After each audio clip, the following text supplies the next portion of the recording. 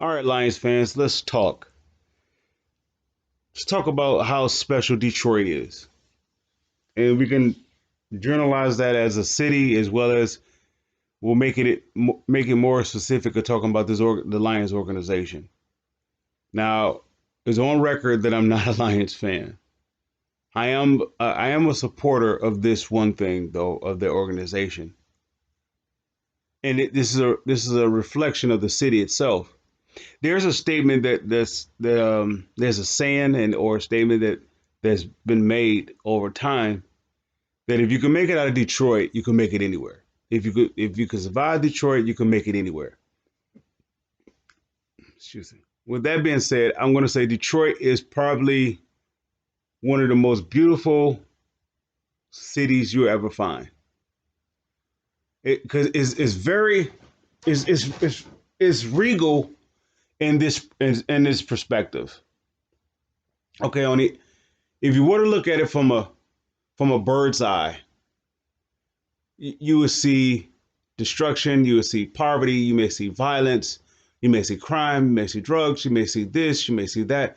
You may have seen that over probably ever since what, the 60s.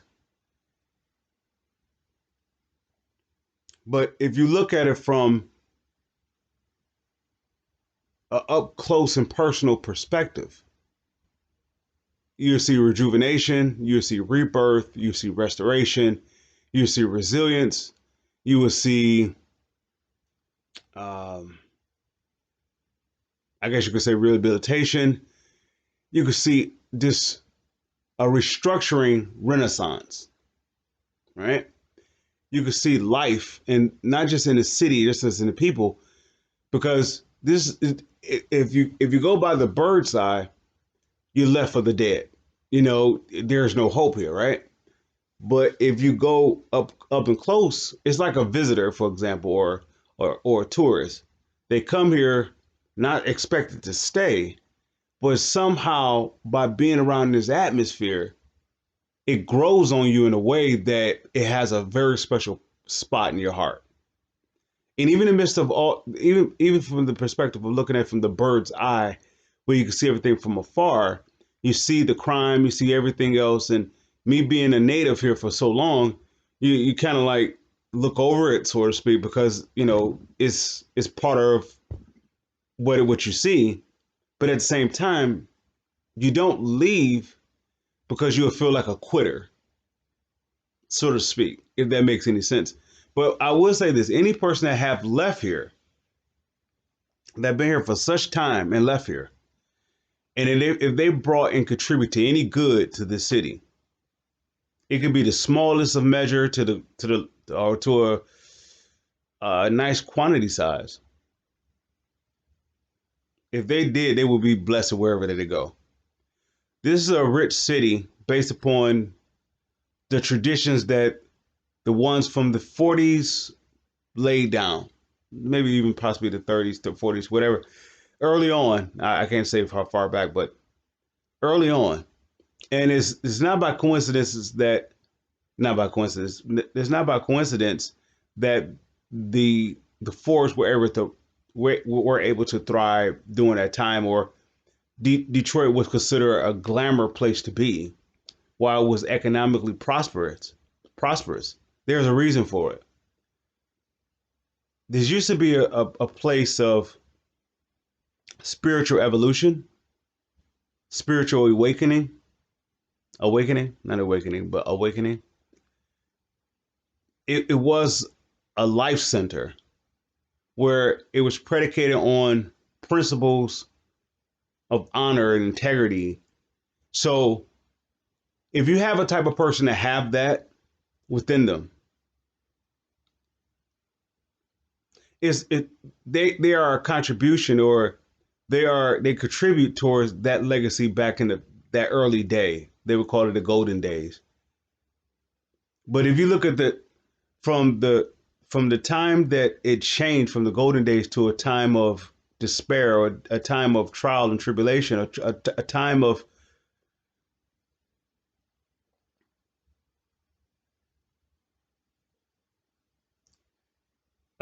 endurance, right? for a person to win out of that, you have to get somebody who is physically strong as well as mentally strong, and not so much physical. Let me replace that by saying physically strong. They really have to be. We would call them special. They would have to have like this never quit, never willing to lose mentality. This is why the city can embrace. Like if I were to use an athlete or a couple of athletes as an example, why the city embraces these two individuals. You get a guy like in say Isaiah Thomas and Ben Wallace. Of course, I'm reflecting to the Pistons because those are two tenures when they were losing. Those two individuals brought those two teams, and they both those two teams revived the city from a place of practicing apathy. So when I look at this going through the time of endurance, or this time is going through disparity, or this time is going through a hard time from getting hit by the media, from it's one thing that your own media talks about you in a negative way. Is another thing that your own the natives of that community or natives of that city or that state talks about you in a negative way. But then when you get it internationally talked about you in a negative way, is a different effect. So it takes a very special type of person to like win here or to go past all what they see. First and foremost, to want to come here. Another thing to not just come here, but not settle for losing. They don't just give it all they have. They tap into another dimension of themselves, which is where they is how they were raised where they was from before they got here. If they was raised to like for example, if you get a guy who had four or five different older brothers and they will push the younger brother around and because they're making them tough overall, right? They're preparing them for the world, whatever. Okay, so that type of guy that comes here, that comes to a Lions organization, can succeed, can instantly succeed because he will be tailor made for this. But if he's a guy who haven't been pushed around, who haven't had to earn himself, he will come in here giving 100%, but that level of 100% he will become what? Lionized. And then next you know he's fading off, he got to get out of here. But if you find somebody who can give 100%, but before they learned how to give 100%, they've been pushed around all the time. I mean, just constantly pushed around, pushed around. That guy can thrive here in this city because that's the representation of this city.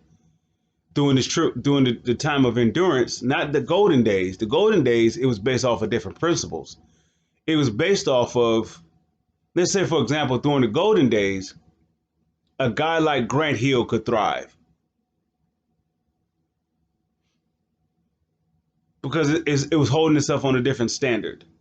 But then when the endurance started kicking in, the situation that the city would have to endure when that time happened, it takes a different breeding, to be successful here. It does it so I say that to say about this team, this organization now. This team is like night and day since the last two owners, and I'm talking about the Lions organization right now. But I've seen three owners of this team. Of course, they all in the same family. So, but each one of them done it a little differently than the next. I saw how Mr. Ford did it. I saw how Mrs. Ford did it. Now I'm seeing how their daughter is doing it. Each one of them are doing it a little different than the next. So right where this franchise is right now, I'm going to say this team will be this team is going to win the Super Bowl. I said that with the last regime, with the Queen Patricia regime, because right where this team is at now is what I saw that last regime doing. But I have to take in consideration that they wasn't ready to take that next step. Maybe because the organization itself wasn't ready to take that next step. Let's say, like, for example, what they're willing to do now is what I wanted them to do last year or last 3 years. They're right now where they are as an organization. They're not afraid to take the next step, even if it fails. Like this whole off season is totally different because they're not afraid to take the next step of failure. In other words, if you've been holding on to something that has been working to some degree for like a numerous amount of years, if you're willing to face that, hey, I gave it my all, it's okay that I can walk away. So that's why I believe where the decision is made between, the organization as well as Matthew Stafford, how is like beautifully done because it's a mutual consent. They both tried to make it work. It's like for those that try to fight for something, just try to make it work, and then they both come to the realization that it's okay that it didn't work. And if it's done if it's done mutually, each party can actually be successful from that time on. And that's why I believe where the mutual respect is between the organization and Stafford. So, but with that being said, this team right now is ready for a championship because they're not afraid to do something what they was afraid to do in years past. Is to go up against the grain, so to speak. So with that being said,